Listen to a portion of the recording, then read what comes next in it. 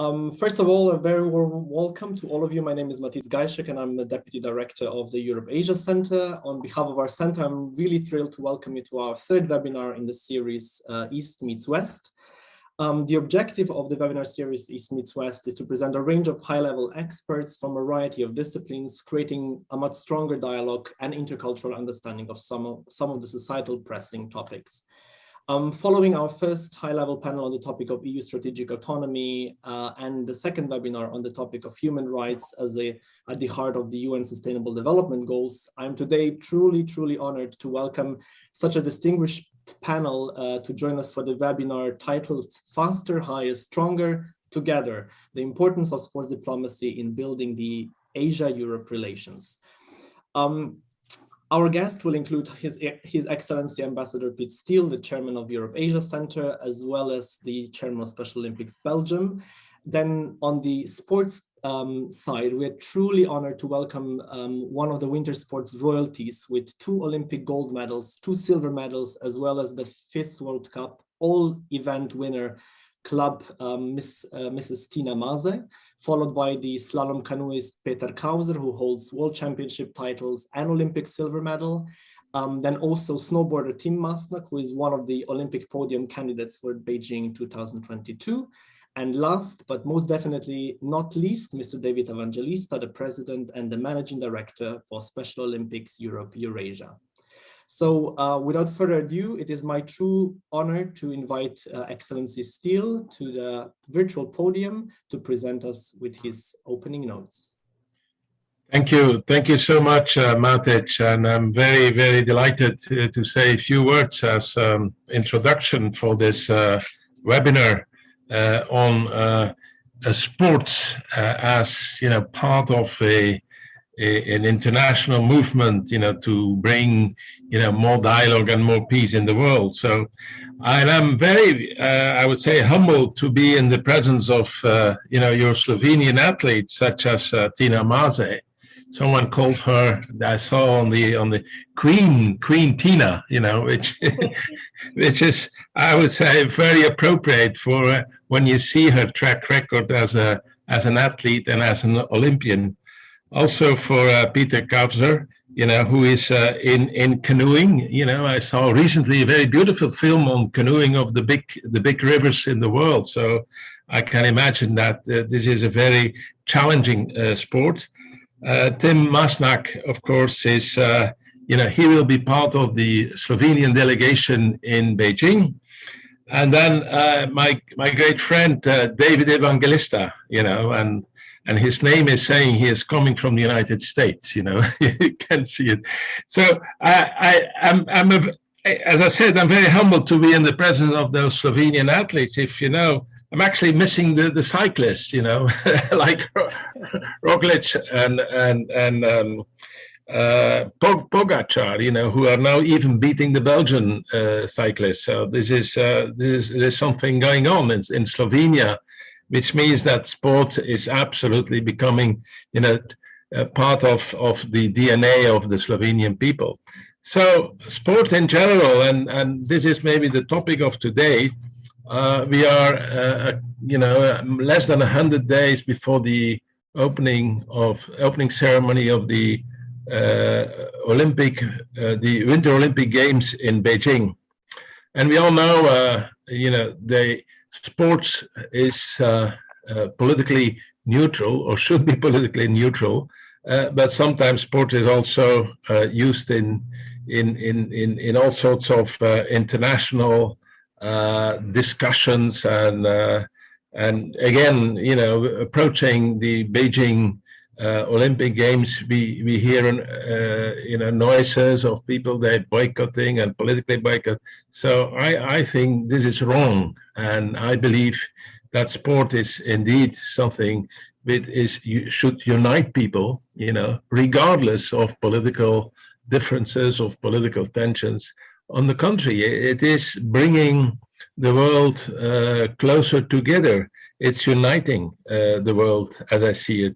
And I'm sure that those 2 great Olympic champions here today, Tina and also Peter and Tim, that they have experienced that kind of this movement of being part of a world we do not know. I mean, we have not been Olympians, but once you are an Olympian, you are an Olympian for the rest of your life. And and we will talk about it later, and I'm sure that David will certainly bring that up. But even our Special Olympics athletes, they feel so proud when they are taking part in our Olympic games. You know, we have a different cycle as the real Olympic games, but the world Olympics or Special Olympics are absolutely true Olympic games as well. So I can see already we're going to have a very interesting dialogue, and that's what we want, and to hear from people who have this kind of record is absolutely crucial.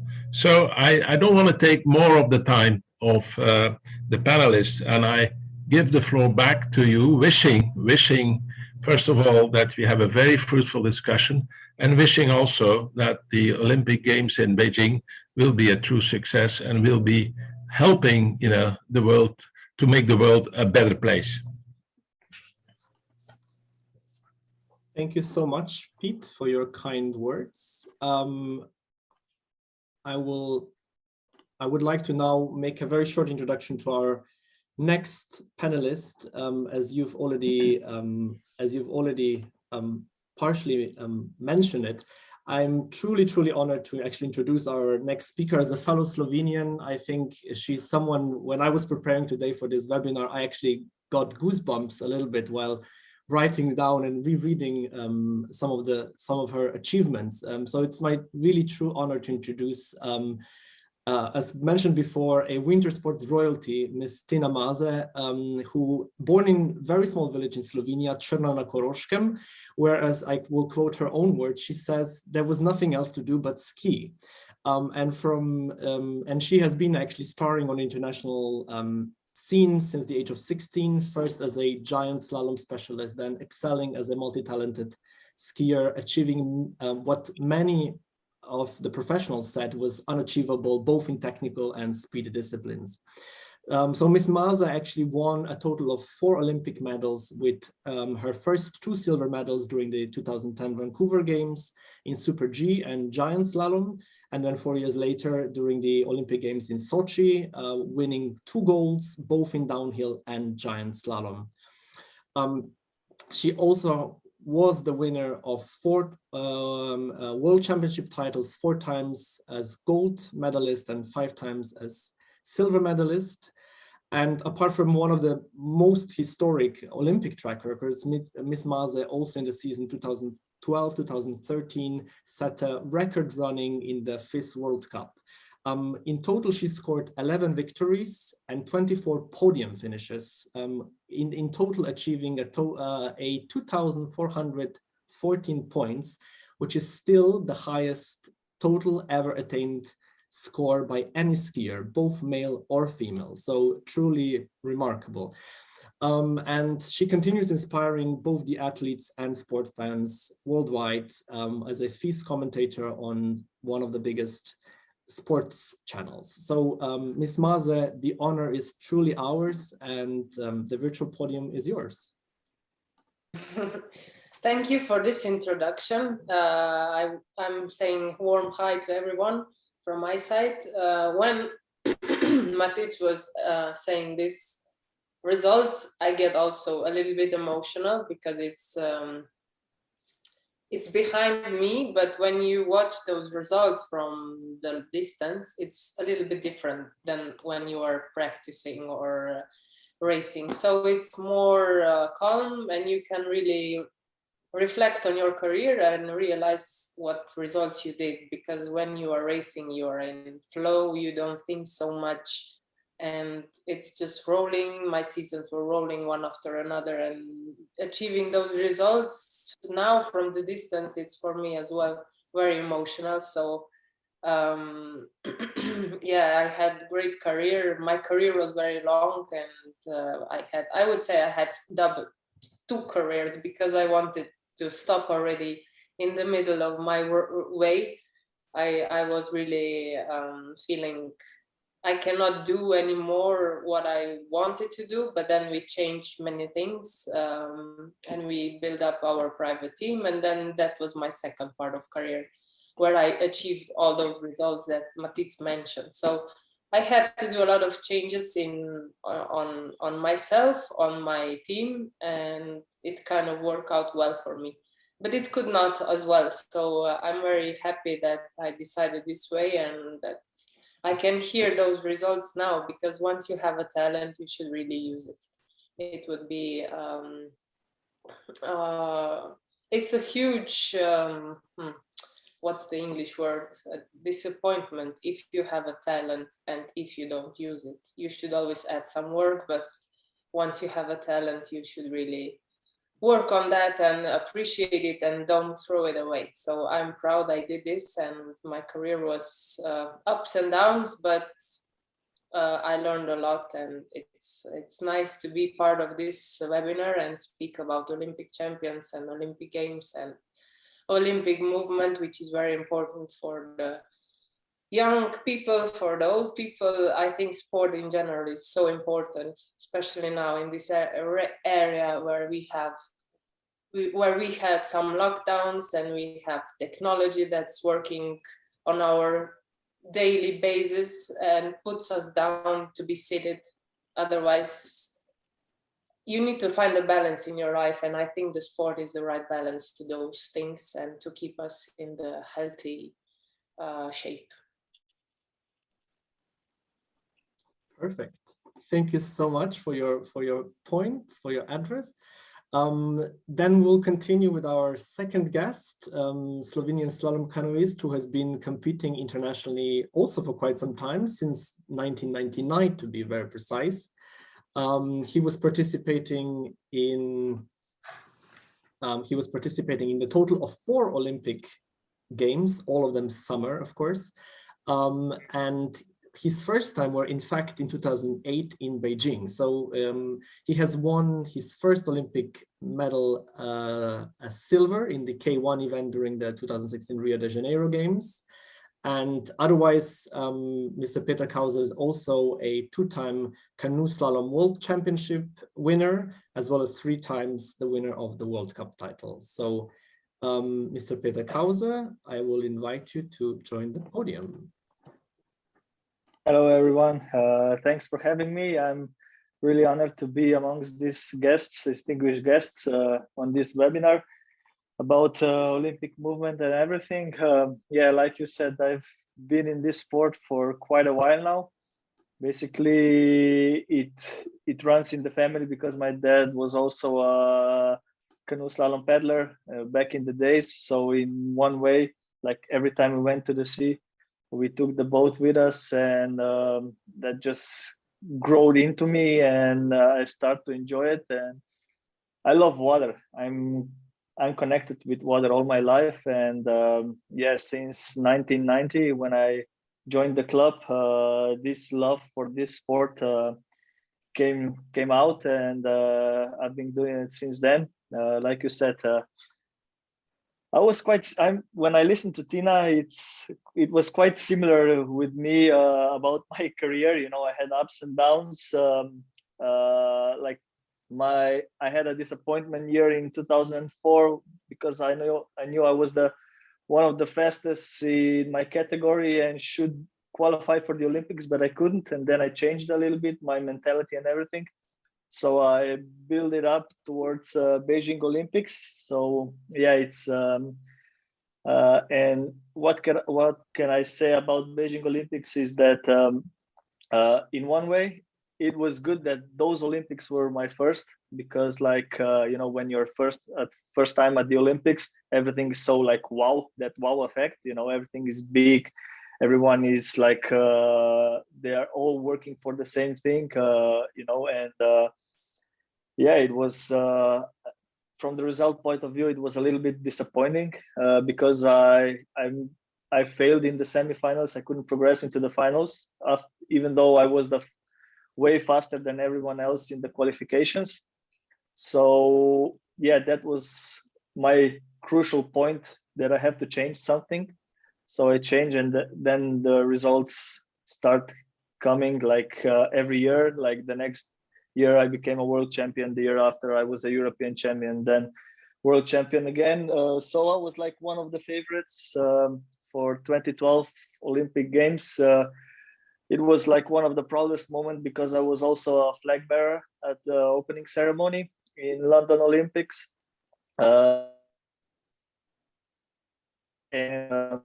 yeah, I couldn't perform, and I still remember after the race when Tina sent me a message, on Twitter, and she said like, if you win unexpectedly, you can say it was a little bit of luck, but if you win because you're able to, that is something truly great. Even though I didn't win, but like I stood behind my goals, and yeah, that's what athletes are doing. If you have to always aim higher and higher, and dream big, otherwise you can't achieve as much as your potential is.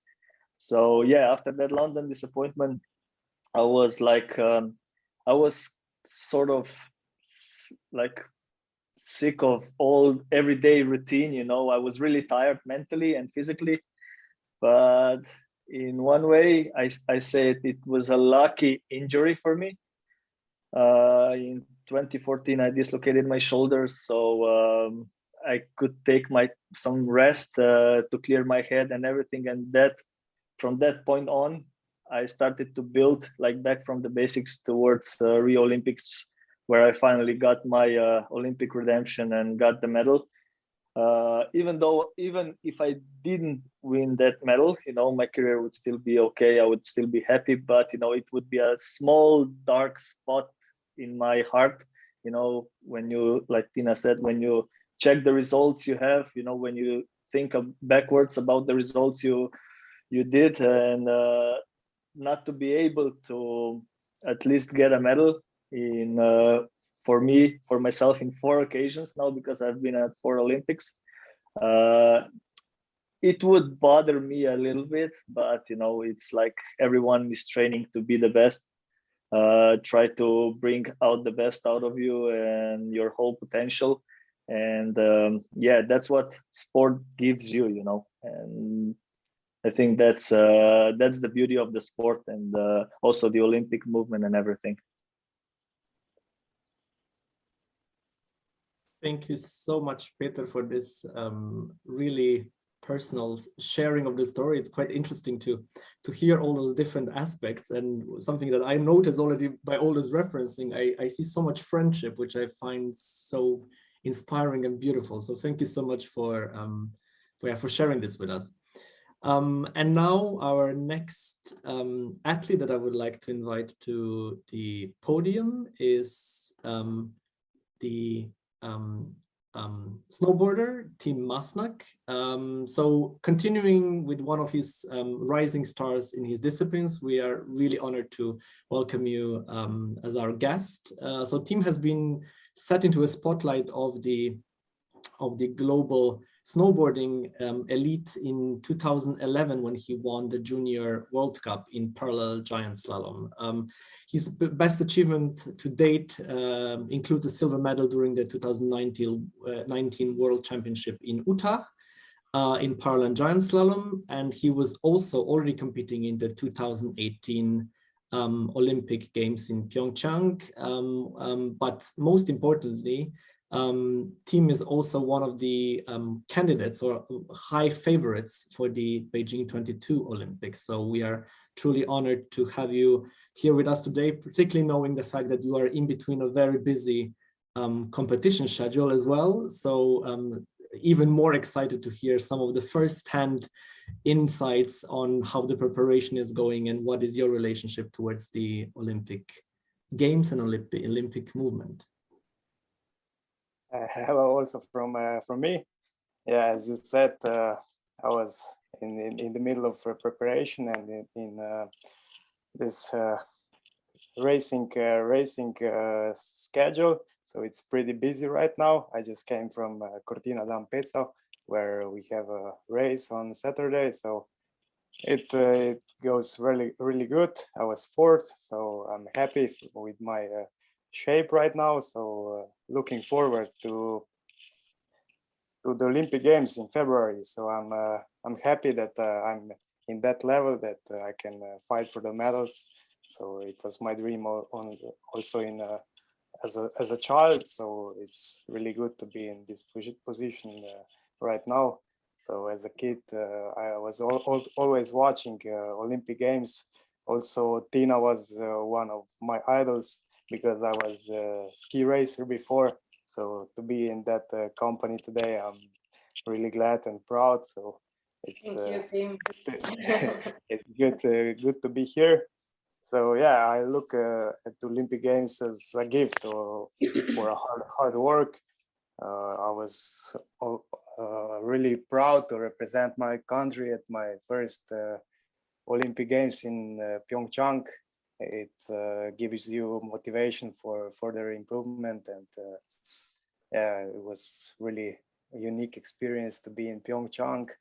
As Peter said, it's when you're first time in Olympics, everything is so big. It's really good to feel this Olympic spirit and to see and to meet this all the superstars from other disciplines when you were looking at them before when you are going to Olympics. So it's really gives you push to motivate you and give you some confident boost to do your best, to give you some extra energy, and it's really something special that I never felt before. So it was really good to be in Pyeongchang, and now I'm looking in Beijing. It's I'm in different position now, so I will be in. I hope that I will be healthy, that I can fight for the medals, and I'm really happy to be in that level right now. Perfect. Thank you so much, Tim. Wonderful. And last but most definitely not least, I would like to invite to our podium our last panelist, Mr. David Evangelista, who is the President and Managing Director of Special Olympics Europe Eurasia. Mr. Evangelista is actually overseeing the program operations of Special Olympics in total of 58 countries, including in countries in Western, Central, and Eastern Europe, as well as Central Asia, and really trying to advocate for the mission of Special Olympics with using the sports, health, education, and leadership to create the global inclusion and empowerment for people with intellectual disabilities. So without further ado, I would invite David to the front row. Well, thank you very much, Snapchis. Let me first say to Tim, you had mentioned in your earlier comments that you have a race this Saturday. So as they would say in Cortina and Bocalupo, good luck, and we're rooting for you. I have to say it's quite an honor to be with such a prestigious panel. I regret that I have no gold medals. In fact, I have no medals to speak to. What I do have to speak to is the fortune of having had so many remarkable teachers throughout my life, namely the athletes of Special Olympics. So while I may not have won gold medals, gosh, I sure have gained significant learnings from athletes with intellectual disabilities, who I think Peter and Tim and Tina would agree who embody also the very best of the Olympic spirit, the very best of the Olympic ideals of solidarity, of universality, and of giving one's best. Tim, I agree with you. The Olympics is indeed a gift. And Special Olympics indeed also is a gift that the athletes of Special Olympics give to the world. In many ways, Matic, Special Olympics is thriving at one of the most unique and, dare I say, the most disruptive points in human history. I think Peter and Tina and Tim and His Excellency Ambassador Steele would agree that the current pandemic has had not only a most disruptive impact on the world of sport at all levels, but in addition has had a disproportionately negative impact, indeed tragic impact, on populations left to the margins of their communities and their nations. Regrettably, individuals with intellectual disabilities are one of, if not the most disproportionately negatively impacted demographics in the world because of this pandemic. And yet, the athletes of our movement, in solidarity with the athletes here on this distinguished panel and all of those who compete at a grassroots level or at an elite level, our athletes ask simply to be allowed to hit the pitch, hit the slopes, jump in the pool, hit the court, have a coach, have a uniform, be part of a team. We forget, with all of the hype, the fanfare, the incredible contracts, and media, and sponsorships, and all of those buzzwords that are part of this remarkable global community that is sport. We forget that at the end of the day, it is the simple thrill of competing. It's the simple thrill of trying one's best, seeing how you fare amongst the competition. This is what propels our athletes, Matic, into the community. Athletes with intellectual disabilities, the athletes of Special Olympics, share the same vigor, share the same tenacity, and maybe in some regards also share the same medal counts as Peter and Tim and Tina. What they don't share, and what I think what brings us here together, is what they don't share is the equity that really sport can provide. Of all of the social elements that bring us together, arts, music, so many of these social constructs that are designed to bring people together, it is really sport that is the universal unifier. And that is why I have the privilege, and together with Ambassador Steele, of leading what is the inclusion movement, the unified movement that is Special Olympics, using the transformative power of sport to drive so many other important developmental elements of one's life. Access to education, something that our athletes are routinely denied. Access to healthcare, something that our athletes are routinely denied, with tragic effect, especially in these times. But also the ability to engage in your community, be accepted, not be bullied, to gain the social protection that so many of us take for granted, but that this population desperately needs. And so I think when you look at the athletes of Special Olympics, they have indeed followed the model that Peter and Tim and Tina have offered to the world. They follow with great detail the same solidarity, the same grit, the same discipline. You know, as Tim said, lots of work goes into this training, and they too, against all odds, make their practices, encourage their team members. And all they ask for are not big contracts, not mega sponsorships. All our athletes are asking for is the simple but profound chance to compete. And I think that in many ways, Special Olympics is both proud of and honored to be part of the Olympic movement as we go toward Beijing. And I'll end by stating a quote from a very, very good friend of mine who was the UN coordinator in China, Sid Chatterjee, when he said in a recent talk in Beijing, what could be a stronger unifier for the world, but also something that generates such excitement than the thrill of sport. And so I want to commend the Eurasia Center for offering the chance for all of us to provide some remarks on why sport is so important, and why at a time like this, sport can not only provide visibility to athletes shining in their moment, athletes wanting to shine in their moment, but more importantly, sport can be a huge driver for multilateralism, for international cooperation, for indeed, if we can play unified, we can live unified.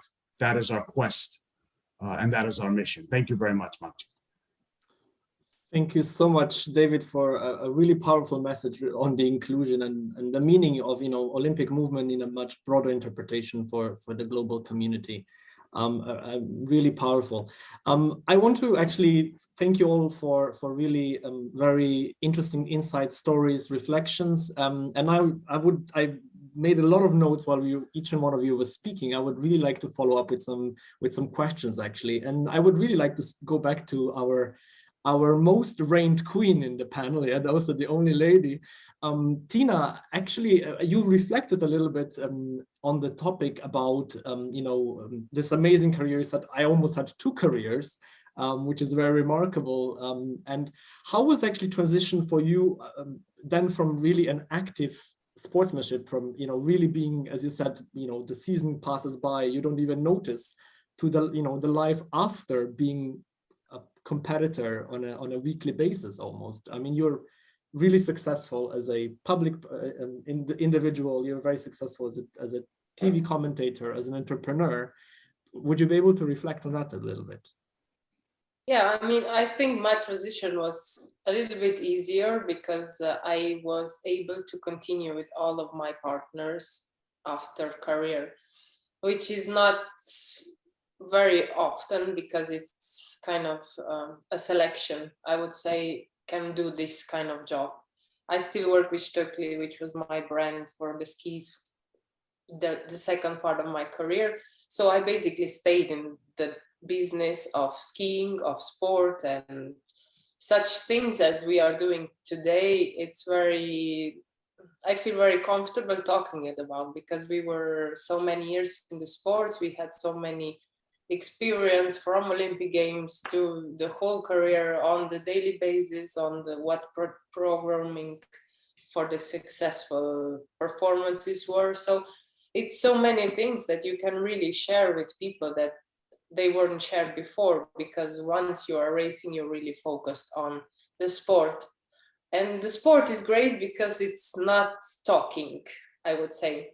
Once you talk, it's much different what we are doing today and what the sport is. So that's another word, which while you are doing the sport, you cannot talk. You do it simply. And when you are explaining it, it's great to people that can understand. And this is communication must be. But I believe the sport is great, so great as it is because it's no opinion, it's pure sport, it's no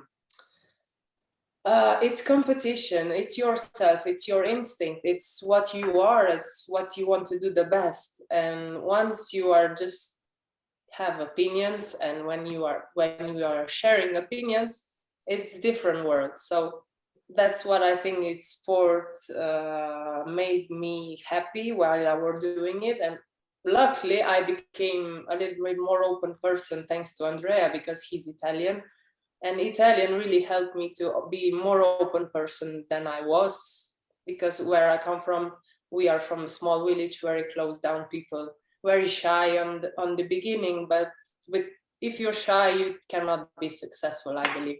You need to open up, you need to risk, you need to be arrogant sometimes, or such things that really can influence on your success, which you cannot talk about when you are doing sports, and I can talk about it now. So it's what I was doing, just sharing it through the communications.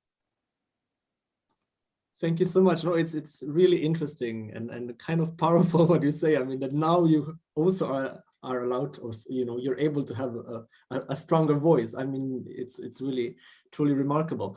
And then I have a question for Peter. I mean, you mentioned a little bit Beijing was your first Olympics, and you said wow. And well, we had our first chat. You shared a very funny anecdote with me, which I said, do mention it, because I thought it was a very funny story. So I mean, I will kind of lean my question a little bit towards that. I mean, you were competing at Beijing as your very first Olympics, and you still had an outstanding performance, though not being on the podium. What was your best memories? I mean, you also can compare it to the 3 afterwards, but what was this first impression of the big wow? Well, that's the thing about China. They try to make everything like really big and powerful, and that's what it was. In Beijing. When I first came there, it was my first experience with the Olympic Games. All the athletes in the Olympic village, like the village was bigger than my hometown, basically. So I was like, like a small child, just put in on the playground and just like run around, try to do as many stuff as possible. But at the same time, I was trying to focus on the races, because at the end of the day we are athletes. We are there for a reason and we try to do our best. But yeah, what I remember the most in Beijing was like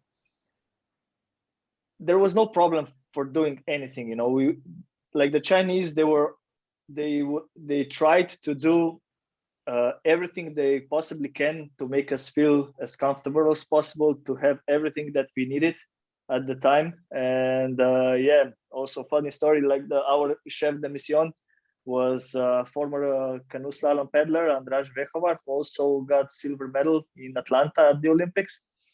So there was like our course was quite big and a little bit further away from the Olympic village. And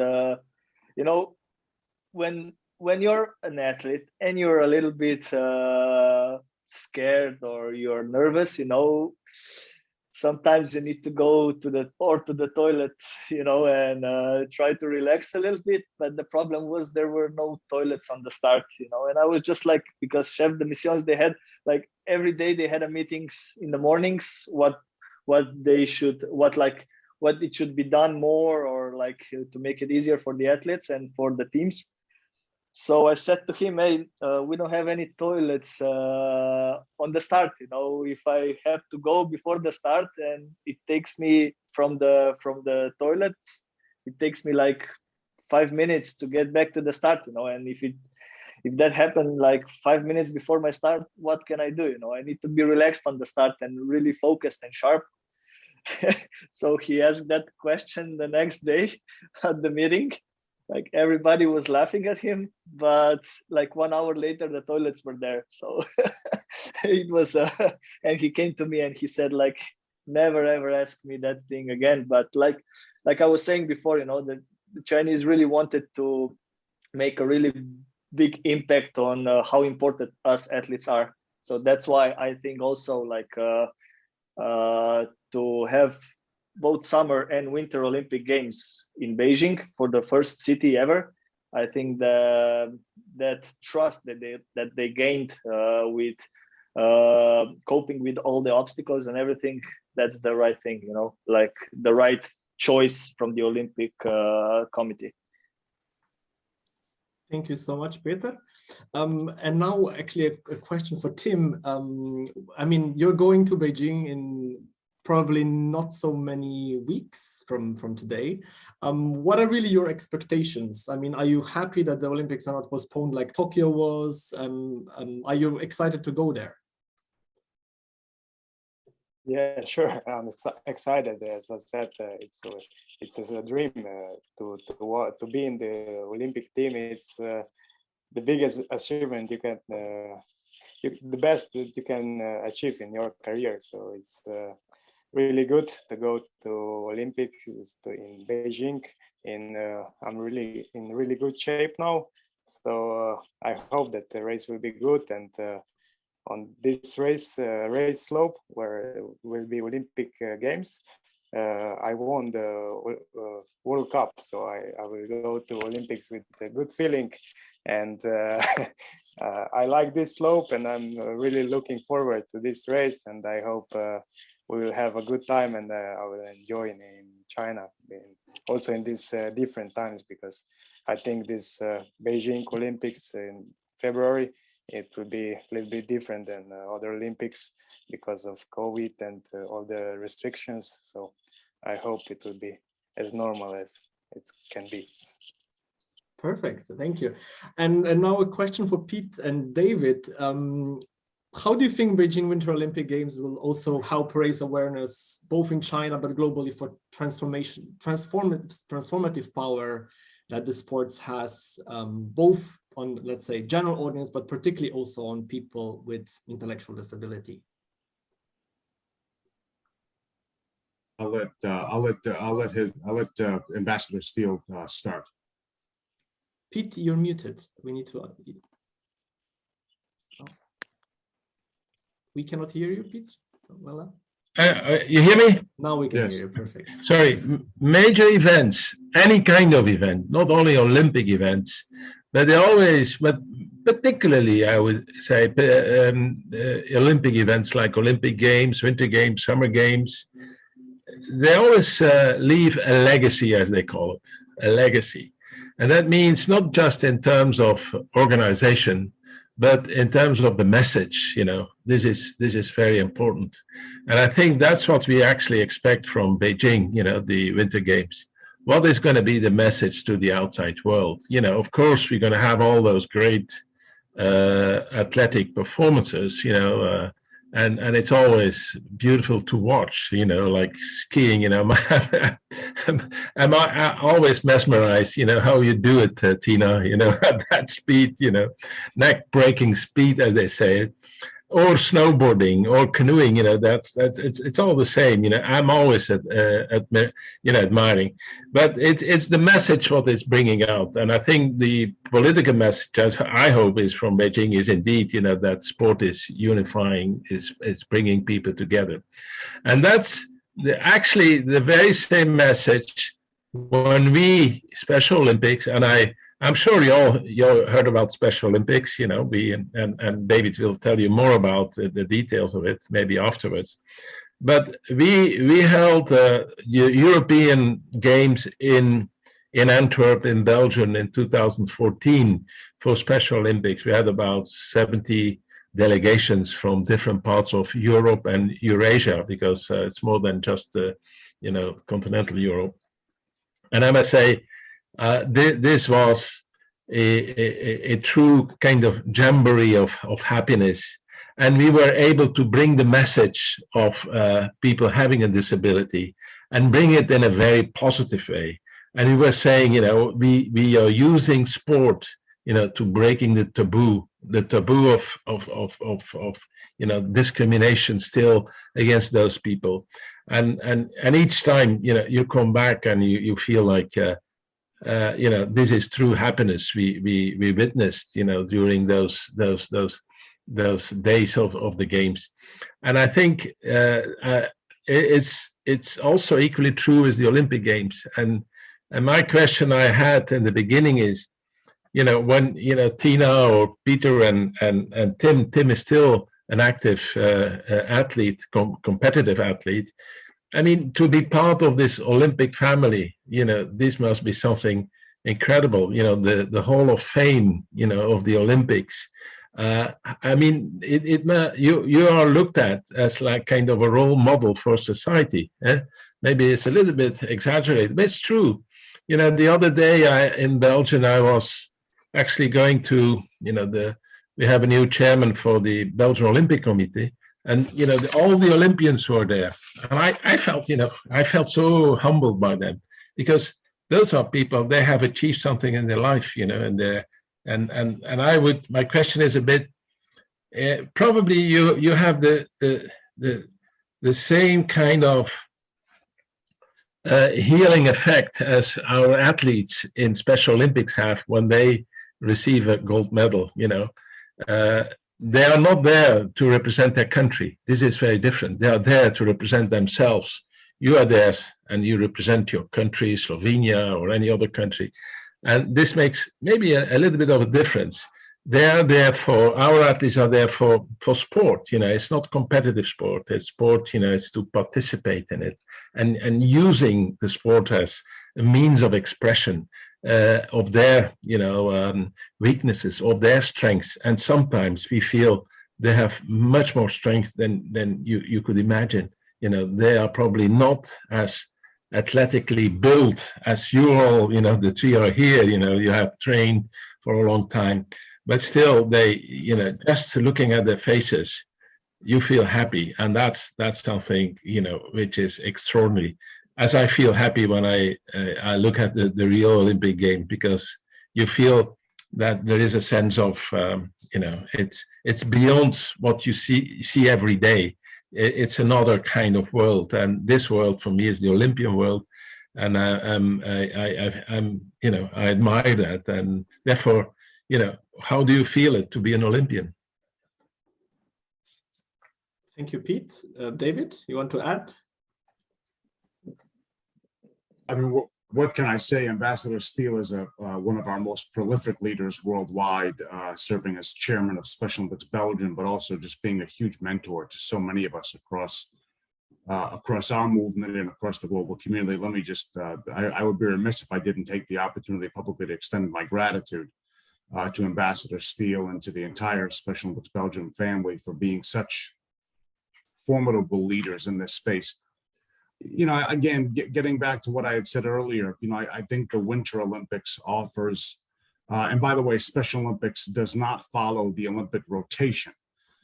So we are not, the IOC celebrates their Olympics, and then following the IOC's Olympics, Andrew Parson and the IPC celebrate the Paralympics. Special Olympics offers a different rotation. So while we very much harness similar venues, and in many cases we will celebrate our world signature events in similar venues before or after those games. So for instance, in 2013, Special Olympics celebrated its World Winter Games in Pyeongchang before the IOC. In other areas, we were in Athens after the Athens Olympics. We were there in 2011 as opposed to 2004. And in other places, we use our games, as Ambassador Steele said, to generate awareness in a way that only big events can do. Not only sporting events, as Ambassador Steele mentioned, but mega sporting events have the unique ability to captivate the attention and the imagination of the global community. All of us, irrespective of our favorite sport modules or the case of these Olympic athletes, all of us know the thrill that comes when the Olympics are on. All of us know the thrill that comes when the World Cup is starting. Nothing brings people together quite like sport. And there's something unique in every athlete, no matter what ability. Peter, I think of what you had mentioned, before you start the race, you have the jitters, you have to find a private space. It's tough to find that private space around, when you're about to get going. Well, imagine those individuals who have autism, and the world does not offer those spaces ever, irrespective of where they may be. What about the athlete with Down syndrome, who doesn't have nearly the type of coaching and the type of training that all of you have, and clearly that you don't take for granted, listening to all of you. Our athletes, despite all of those challenges, they look to you, they look to us, they look to the global community and say, I'm ready. I'm ready. Give me a chance. And in a world that has become so challenging, to lack of a better term, thank God we have Tina and Tim and Peter. And thank God we have the athletes of Special Olympics. Thank God we have those people who are brave in the face of adversity and now in the face of uncertainty. Thank God we have the solidarity of our movement and the Olympic movement to say, hey, we're asking you to give it your best. Win or lose, you're welcome here. And the world has become quite an unwelcoming place when you look at the type of division, when you take a look at the type of fracture that is taking place across the political spectrum, the sociological spectrum, even in some cases, the health and education spectrum. Thank God we have sport to drive multilateral diplomacy. Thank God we have sport to cut through the noise and show the core of ourselves. Because as Tina said, sport is, in many ways, the antithesis of this. No talking in sport. I know as an American, I was taught to trash talk in basketball. I did it poorly, Tina. But thank God, you know, sport offers us a chance to put the words down. Actions count. And that's why I think Ambassador Steele and I take such great pride in our movement and the athletes that define it. It's their actions, it's their bravery that really speak to what we believe to be the best part of sport. And I know Peter, Tim, and Tina, we're grateful that we can count you in our corner with that pride as well. So thank you very much again, and a big thanks to Ambassador Steele for the leadership he provides us all. Thank you, David. And let me round up with the last question, since we're running slowly out of time. Actually, I want to ask Tina. I mean, China is also relatively, I mean, Peter mentioned it's going to be Summer and Winter Olympics, and China actually traditionally is not, I mean, the parade horse of the winter sports nation. So you, as I mean, the real winter sports queen, as we could call you, how do you see the games also creating impact on the market, on the winter sports popularity and impact in China, maybe? I mean, I know what impact my idols had on me. So I believe bringing the sport in China, or bringing Olympics to China also in the sports that are not really popular there, are for sure really good for the future generations, maybe to look upon of some heroes. And I became a skier, a successful skier, only because I had in my village, by the way, we were growing up with kids with special needs, so we really, it's one really small village where we really grow up together on the daily basis. And I really, how do you say, sorry for my English, I really support this for children with special needs. And we were growing up together, we had heroes in the village. So when I was a kid, I wanted to become a next hero practically. So this is the tradition that goes on in the village. I believe in the country. Slovenia is a small country. We have so many great sports people. We influence on each other, we push each other, we motivate each other. So I believe in China must be the same, even though it's much bigger. But bringing these things to the people that they live them, it's a unique experience, and it brings emotion, it brings a will, it brings vision what you want to become. So I believe for the young generation, this is the right way to bring Olympics as close as you can to as many countries as you can.